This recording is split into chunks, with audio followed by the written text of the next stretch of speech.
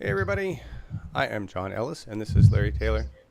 Say hi, Larry. Good evening, everyone. Wow, you're really loud, Larry. All right, I gotta fix that. That was really loud. Apologize. We had some technical issues. Comcast was having some problems giving us sufficient up speed, which is, net neutrality's been killed, so go figure. This is different than our normal shows. This is going to be a planning seminar, so it doesn't have the intense production that we would normally put into our shows. This is really just going to be an open discussion. Please let me know if you're having audio or hearing any audio issues on the video right now. We were having technical issues with that earlier as well. We are an independent media network, so we are user supported, and that means your donations are what keep the lights on here. So we'd appreciate any help you can give us in that regard. I'm just going to go over really quickly what this is about. This is not about party. This is about purpose. And we did a valiant effort as progressives across all parties in 2018, and we learned a lot. And I think the thing we learned is that we need to organize together and unify. And so we're going to be looking for your comments in the YouTube chat, and we're going to be tracking your comments on Twitter with the hashtag Oregon2020. All right. And you can get a hold of us if you want to talk to us. Join the meetings. We can bring you into our production environment. If you're familiar with our systems, we have some technology here that allow us to bring a lot of people in and have a conversation, like Larry and others. info@uphillmedia.org. All right, we're looking for leaders in the progressive movement, organizations, former candidates, current representatives, anybody that wants to get involved in planning for 2020 in a progressive movement. And that's, you're following the ideals of Bernie Sanders, Green Party, no party preference, they're following an issue-oriented campaign. And so we want to unite everybody in the discussion to plan for the candidates we want to support and run, and who we want to run against in 2020. And it's an open discussion. We need everybody involved. And so this video will be available on YouTube after it's done, and we'll cut it up into segments to hopefully be helpful for other people. And we're going to try to do this every week with new information and bring all of us together so we have our shit together by the time we need to start really pushing our candidates. So our goal is really quick. Unify the discussion between progressive orgs so we can work together more efficiently and support candidates and the issues. Begin the discussion of choosing candidates and agree on one candidate for each race so we don't fight each other with redundant candidates. Every candidate should have a place to go, but we shouldn't be fighting each other with our limited resources here. We have a lot of empty seats to fill. Larry's going to tell you about how many seats were open that we didn't have anybody running against. And lastly, we're going to craft a plan for 2020 together and stick to it, because we win more races if we communicate and plan together. That's really it. I just, last one is, title is good, but purpose is better. I want everybody to try to remember that when we're in a group and we really put a lot behind an individual or a candidate, sometimes we're like, well, our candidate's the best and they have to win, but it's really about the purpose, right? The purpose is for us to put progressives in office everywhere. All right, so we're gonna have to, swallow some of that pride, maybe, and say, well, maybe our candidate is better over here because there's nobody running over here, right? So, all right, that's it for me, Larry. I'm gonna turn it over to you because you're the one who actually knows what to say about all this stuff. So, You're too generous. So thank you, John. And I wanted to start off with 3 quotes from Bernie Sanders, just to remind everyone what his guidance was going into this. The first one was, what my campaign is about is a political revolution, millions of people standing up and saying enough is enough. As we get deeper into the current administration, we're finding that more people are doing that. And so it's happening on its own, but we also need to unite together as progressives. The second one is, our government belongs to all of us and not just a handful of billionaires. And this goes to the Democratic Party as well. The Democratic Party belongs to us, we the registered Democrats, not the people that are sitting in office because we elect them. They are there because we allowed them to be elected. And the third one is, the only way change happens is when people become significantly involved in the political process. This is more than just voting, sending in your ballot once every 2 years, or if you do it in the in the local election year 3 times in a 2-year cycle. It's really getting involved, helping us search for candidates, asking people to run, and then supporting them both with boots on the ground and financially until they get elected. So the current state is that the democracy in the Democratic Party is not healthy. We have incumbents who think they own their position. We have had challengers to incumbents actively discouraged and talked into dropping out so that the incumbents don't have to face a challenger. The Democratic Party itself has rules that they put in place that put challengers to incumbents at a disadvantage. So it's not a level playing field. We're trying to change this, but change takes time to affect. And for all the people who disparage the Democratic Party, the truth of the matter is that the Democratic Party its domination has increased, and for progressives, it is really the only game in town. You can go play with the other parties, but the odds of you actually getting elected are less. And unless we get our own people elected into office so they can be at the table when the legislation is written, we really don't have a voice in what's being done. Well, I want to ask you about that, Larry. I mean, I agree with you.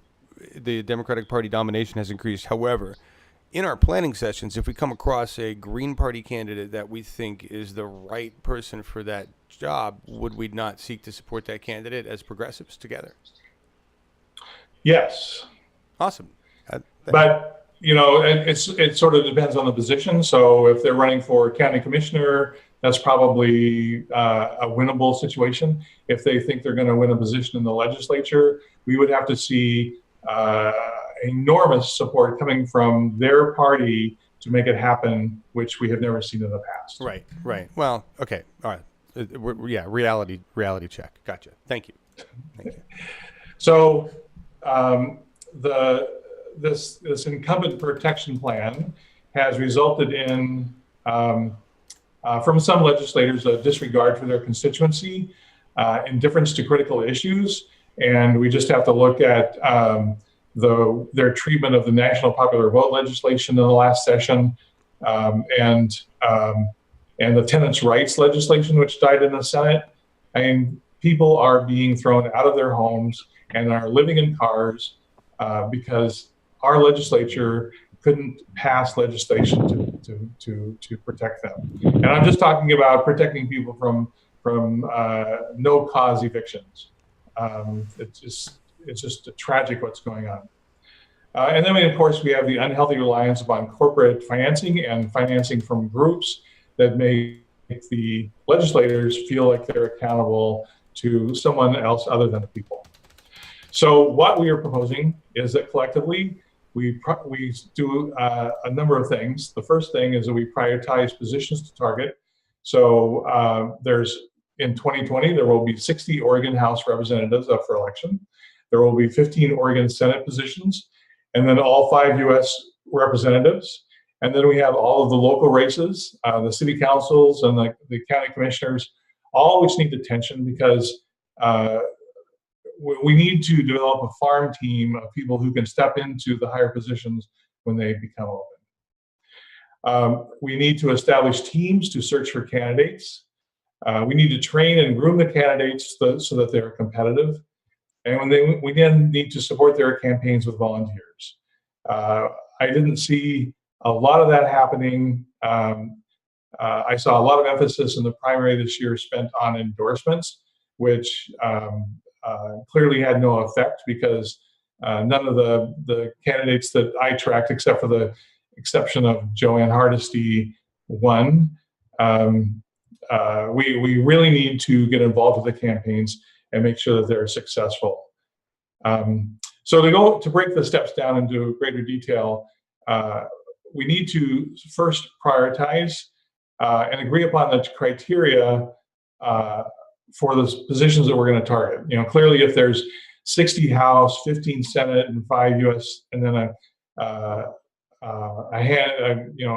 larger number of county commissioners and city council people, it's a lot of positions. And so all we need to do is find out where we can have the most influence and where the the most need for change exists. So first of all, we would agree on the criteria that we would use for selecting the seats, and it would be things like number of terms of office. There seems to be a lot of people who just run again and again and again, and they're not challenged, and they develop these attitudes of entitlement. We have candidates that are misaligned with the Democratic platform. We have candidates with a poor voting record on issues that matter to Democrats. We see some candidates with an absence of outreach to constituents. If they don't have a primary challenger, they're not compelled to meet with their constituents and ask them for their vote because they don't need them. And just general unavailability to meet with constituents. I heard a number of stories during the last session of people having extreme difficulty in sitting down with their legislators. Yeah, hey Larry, I just want to jump in real quick. Pat Hacker, and hey Pat, and Real Jingy, and who else is in here? Lemony Cake, how are you doing? Jonathan. Pat just says, are you focusing solely on the Democratic Party? And Lemony Cake says we need to reach out beyond. Well, we're focusing on the people in the Democratic Party that are in power because they're the dominant party, and a lot of those people aren't really doing much for us. So in that sense, we are, right, Larry? I mean, that's who controls both houses in the Oregon legislature, and so sure we could elect a third party. You know, it is conceivable that a third party person could be elected, but they're going to have to choose which party they're going to caucus with. Hopefully, they would not choose to caucus with the Republicans. Because they have just continued to decline in the way they behave, and so it really leaves the Democratic Party. So, so many people are continually piss and moan about the Democratic Party, but if you're a Democrat, it is your party, and you have the ability to change things. And if it's my party, I want people who adhere to the platform of the Democratic Party get elected to office and push legislation which reflects their constituency. Well, yeah. So I have not heard a good argument on why we should go anywhere else. Well, yeah, and just to add into that real quick, stop looking at it like it's a resource. That's all it is a resource, and it's ripe for the taking. Think of it that way.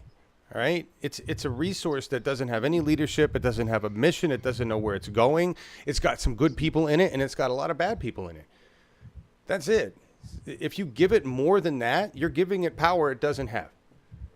All right, so just look at it that way, and then let's take it over and use it. That's what we're doing here, right, Larry? And the revolution is actually underway. So yeah, precinct committee persons are the building block of the Democratic Party. Yes. We've had a 188% increase in the number of precinct committee persons elected this year. That's huge. That's huge. And you said it before. The Democratic Party controls everything, right? Like if we had people in there that were willing to make progress, we'd be making progress. If we had leadership in the Oregon Senate that would do what the Democrats in the state want them to do, we would have passed the national popular vote legislation, and we would have passed the no cause eviction legislation. There you go.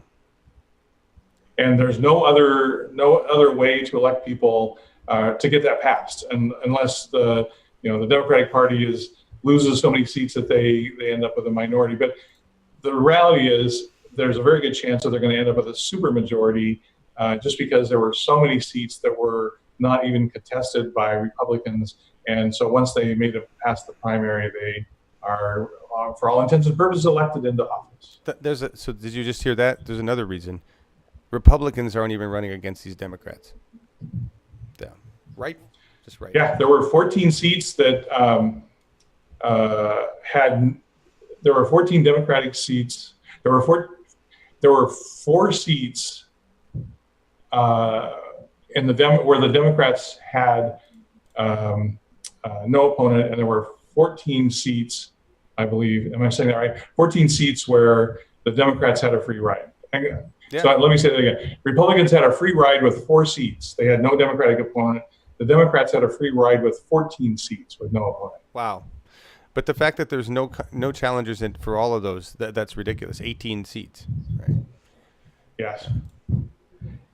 So the second step is that once we have prioritized the seats that we're going to go after, then we know the geographic area where we have to search for candidates. So then we do the candidate search. And this is as much of an art as it is a science. But what we need to do is form a team in each of the targeted districts. We need to identify the elected Democrats within the district that could potentially run for the higher office. We need to identify the appointed boards in the district, because appointments are a place where you find people who have expressed interest in civic service. We need to then research the board membership and find out which ones are Democrats or possibly a Green Party or Progressive Party if they made it that far, but certainly on the left side of the dial, because that's where we find people whose values align with ours. And then also explore civic groups that support schools and social service programs, because that's also where you find people who are inclined to public service. It doesn't do a lot of good pursuing people that have no interest in doing that. So, the next step is then asking the candidates to run.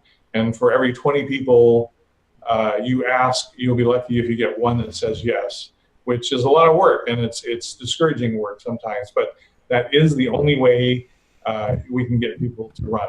Except in the Portland metro area, where there seems to be a lot of candidates that come out of the woodwork. In most of Oregon, you have to ask people to run.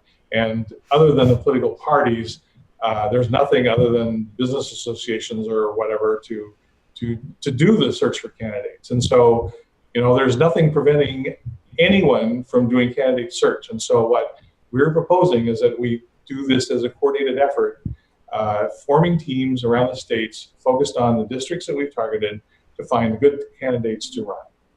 Yeah, and I want to jump in there because Lemony Cakes is saying we need allies in small Oregon. Well, we have them. I mean, we're everywhere. It's just we didn't coordinate our efforts. Like Larry was saying, we found out there were 2 perfectly fine and dandy candidates, progressives, running for CD2.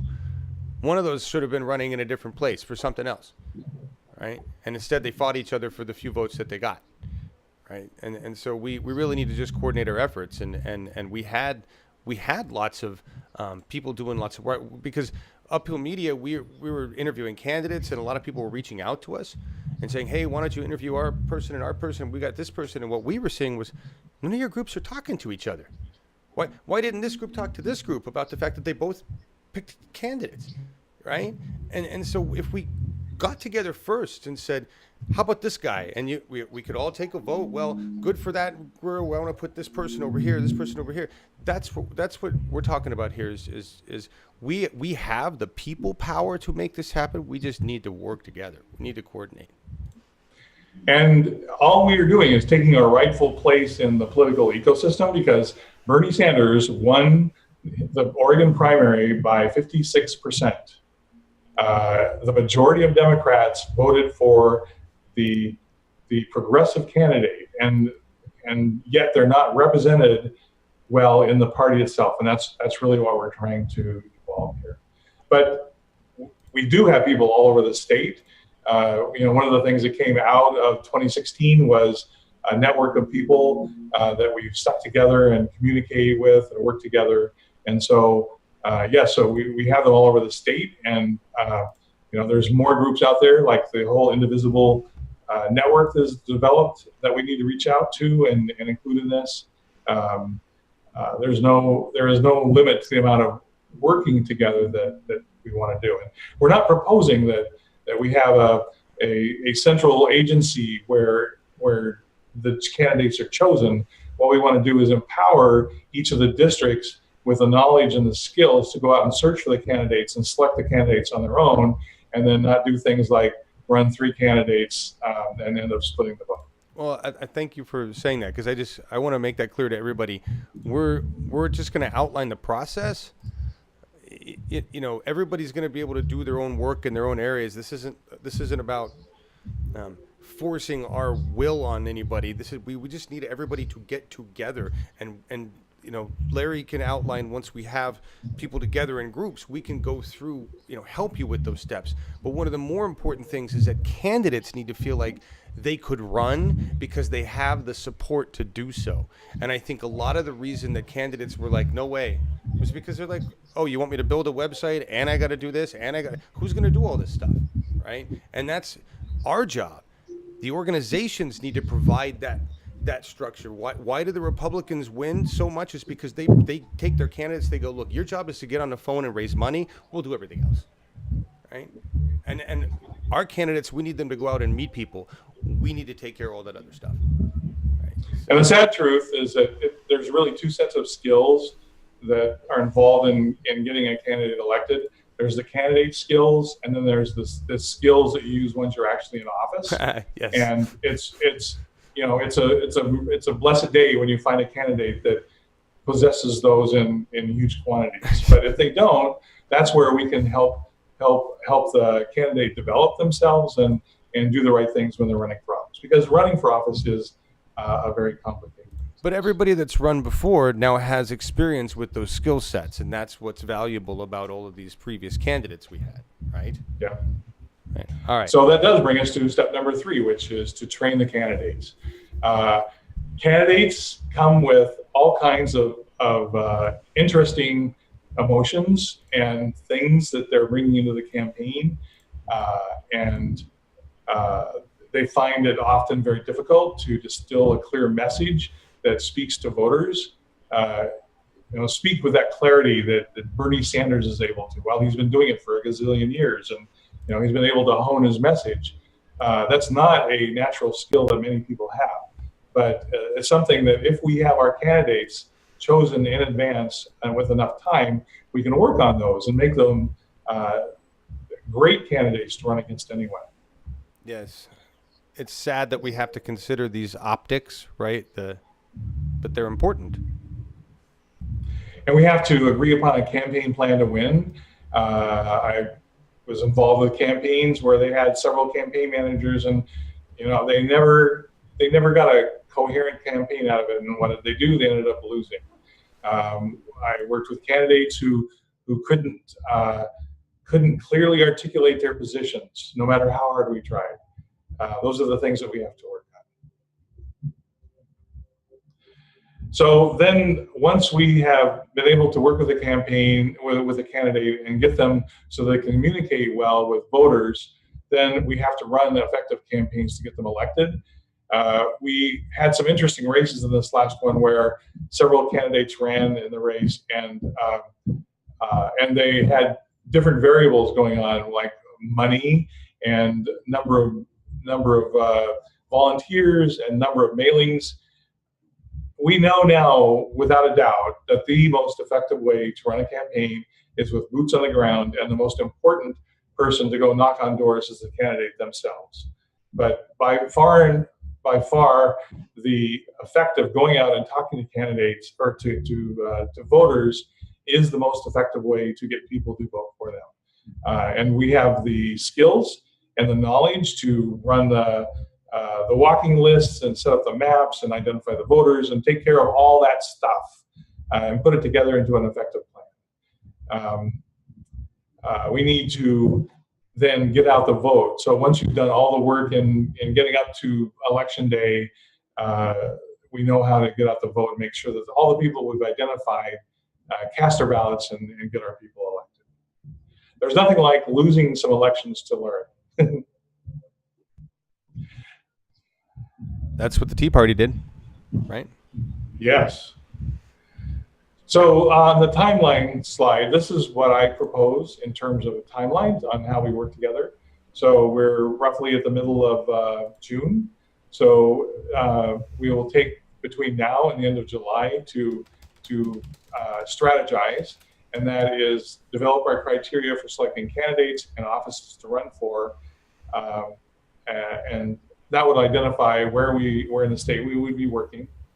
And then that gives us the balance of the year. So up until about Thanksgiving, we conduct the candidate search. And this is doing what I said earlier, which is going out, looking at all the people in lower elected offices, asking them if they're interested in running for higher office, scouring the boards, the appointed boards and the elected boards, seeing who's ready to move up, who's got a taste for civic service and wants to do more of it. Finding the candidates to run. And then if we are able to do that, then we could spend the beginning of 2019 in the candidate training. So making sure that they understand what their messages are, what the issues are that are most important to the voters, and then they can watch what's going on in the legislature, and then that when we get into the mid-year of 2019, then we begin the actual pre-campaign work, which is starting to make those connections, working on the endorsements, raising money for the candidate, getting the candidate's name out there well in advance so that when it comes to the filing, people are already familiar with the candidate. One of the things that hindered us in this last election was that some of the candidates were elected in the last week before the filing, which is a near impossible position to run a campaign. And then when you get to 2020, the primary election then runs from January through mid-May, and then just like this year, from mid-May through November is the general election. So that's the general timeline that we would like to follow. So we'll be setting up meetings and focusing on these different areas as we traipse through the next 2 years. And everybody, just I'm laughing. First of all, hey, Jeffrey Pearson and Expanding Electrons, good to see you. There's a dance troupe or something above Larry. That's what you guys are hearing, the pounding going on. So that's what it is, seriously. It's angry protesters. No. I just wanted to comment on the timeline there. That's a long time. And so the first piece of that really was to kind of organize. Man, that is so loud. It's a very sensitive mic. The first piece of that is to organize, like, who do we need to go after, right? But then finding candidates really is the next step, because we have more than a year that we have to. It's really training and name recognition, right? It's really what it comes down to. Yep. That's a long time. I mean, and you think about it, what we did with 2018, nobody started that early finding candidates. And then when they did, it was scattered. So it's a good thing we're starting now. And who was finding candidates anyway? I mean, all the activity I saw was around endorsements, which is, blessing people who have already been selected. So we didn't even have a choice in the search. We need to get in front of the process so that we are finding the people that we are excited about supporting. Yeah. Hi, Suzanne. Nice to meet you, Messick. I'm the dude with the headphones. My name's John Ellis, and I'm actually a card-carrying Dem. This is Larry Taylor. He's the chair of the Clatsop Dems, and we're talking about working within the Dem Party, but obviously it's about the issues and about the individuals, not the party.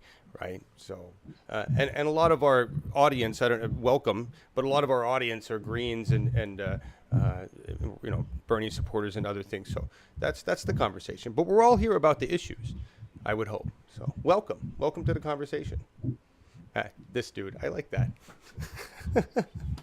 Yeah, real jingy. Anyway, what's next, Larry? So. For all the people who listen to this, it's a pretty simple process to get involved. Go to the website called advancementofdemocracy.org and put in your name. And if you are joining us from another organization and you want us all to work together, you have a spot to indicate what organization you're linking us up with so that we can start building this network of people working together going forward. And then once you've signed up, we will get you slotted into the strategy conversations because I'm a huge believer in group intelligence. A group of people can always do better than a person thinking singly. And then we would really appreciate everyone getting involved and actively searching for candidates. It's thankless work, but it is so great when you find a good one and they say yes and they're willing to go along for the ride. Yes. And then encourage other groups to participate. Stop the working alone, because only by working together can we succeed. The amount of money against us and what we want to do is enormous.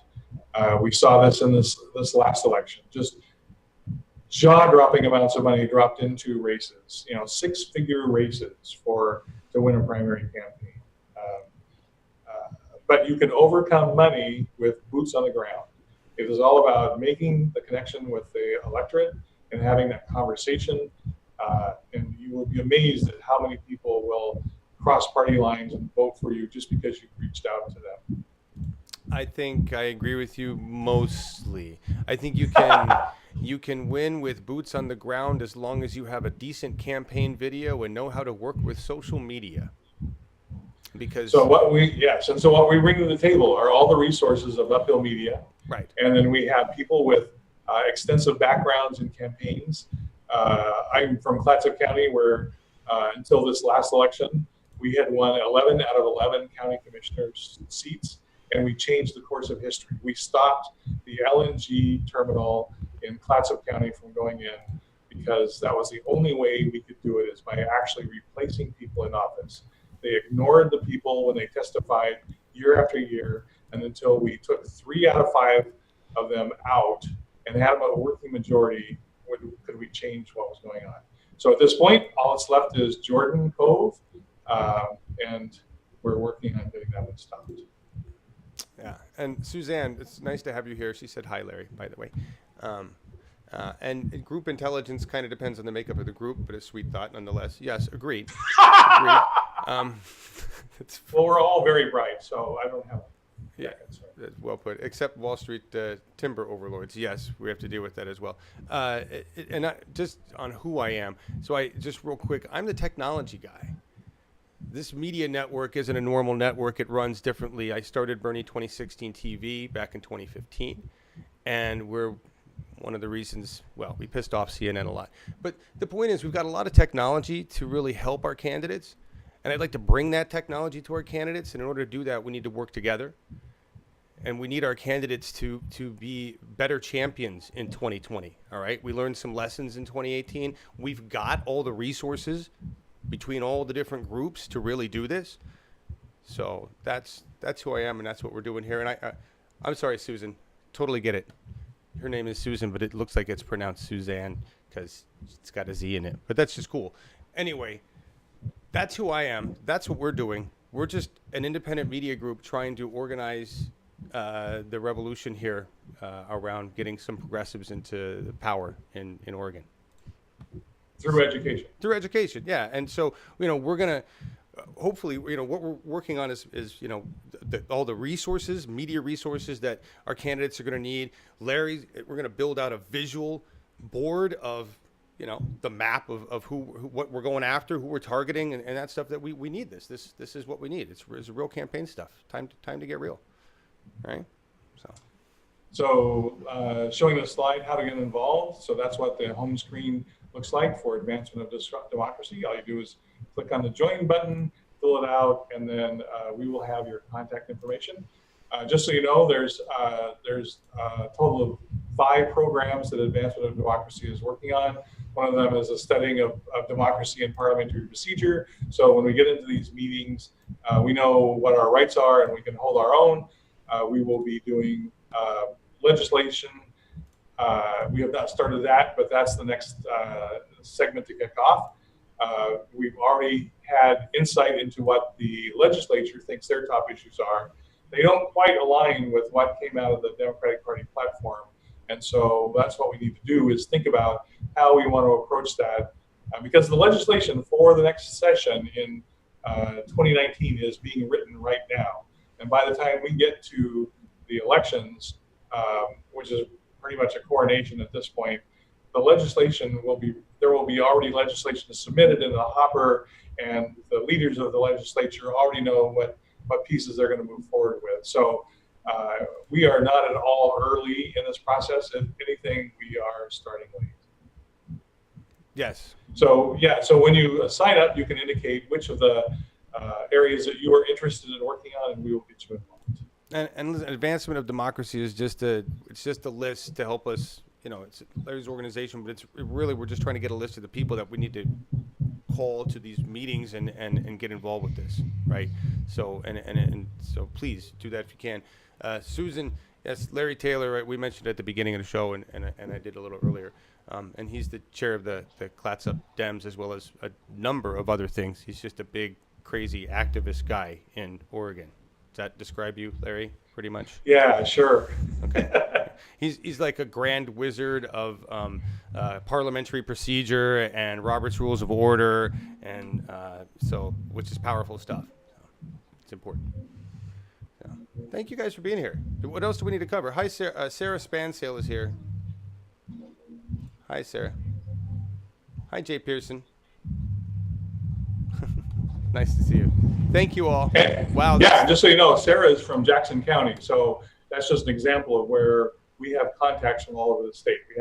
We have friends in Deschutes County, we have friends in Wallowa County, we have contacts in Baker County, Harney County. The last thing this organization is a Portland Metro group. I myself am based in Astoria, and John is based in Corvallis. But what we want to do is for everyone across the state to work together. Yeah, I mean, that's what we're offering. We're trying to facilitate that as a hub, because we really just need to work together. Hey, Joe G, how you doing? Hey, Betsy Cunningham in the chat, Larry. Hey, Betsy. So that's basically it. This is the first one. We'll cut it up into smaller segments, but really this was just to kind of give an overview of what we need to do and the steps that we need to take. Reach out to us, info@uphillmedia.org. If you want to get involved. I know I've got Steve B here in the Zoom production room with us. If you want to be part of the live discussion in this room, you can. It involves a little training, and we'd like to bring in different activists and leaders and people to have parts of the discussion. What we need to do is work with you ahead of time. This is a show. It is produced, and there is content that is created way ahead of time to make sure we know what the hell we're talking about. We'd love to have other people involved with that, because this is a planning. That's all we're trying to do, is just get everybody together. Let's all talk, So thank you for being here. Please share this with progressive leadership or other individuals out there that you want to share it with. And if you know of something going on in progressive movement right now, and yes, Susan, just to clarify, we are talking about 2020. We are not talking about what's going on right now with candidates running in 2018. We're beyond that. I just wanted to hit that for you, right? So please share this. We just all need to have a conversation. We need to get together, because we have the power to win. We just need to work together, honestly. So, Larry, anything else, my friend? Nope. Thank you, everyone. Merkley for president. It's an interesting idea. I don't know. What do you think of Merkley? I think he's a good guy. He's a very good guy. Yeah. Well, hopefully we can have him on. I'd love to talk to him. Tradition on this channel started way back with Bernie 2016 TV and continues to this day, is to go out with song. I don't have a song. What I actually have is just a little Twitter clip video, as I thought this was better. We're going to go out with this because Occupy ICE PDX shut down the ICE facility in Portland today. And Occupy ICE has gone national. There are groups setting up everywhere. And I just want to say that this is really cool, because I remember when Occupy, the first movement, happened, and everybody said it was a failure. It didn't accomplish anything. Didn't do anything. We sure learned from it. And it did do a lot. But I don't think we recognized the power of what it was. I saw that today. And I want you to watch this video and think about this. When enough of us get together, we are unstoppable. Because we just shut down an ICE office. And we did it without violence. Nobody got arrested. But we shamed every one of them. We made that place uninhabitable for them. And we can do that wherever they go. All right? And that's part of being together. That's part of the power of unity. We have that same power if we get our shit together right now for 2020 in Oregon. All right? So, thank y'all for being here. Watch this video real quick.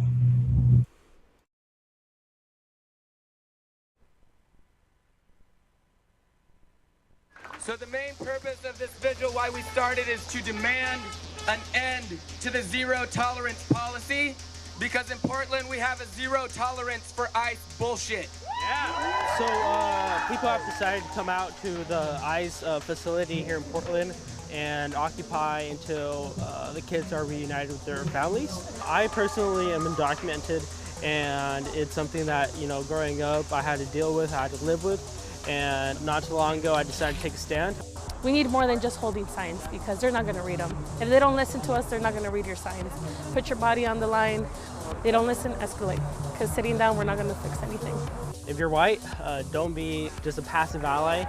Make it sure that it's not just a like on Facebook, but instead you are putting your body on the line. You're coming out here, you're participating, because y'all get to go home and, you know, we get to see our families, whatnot. I don't. I get to go home and then I have to worry about waking up and seeing advices outside. And it's not a good way to live. So people that do have privilege, make sure that you use it wisely. But yeah, if you have a detention center in your area, occupy it. Let them know they're not welcome.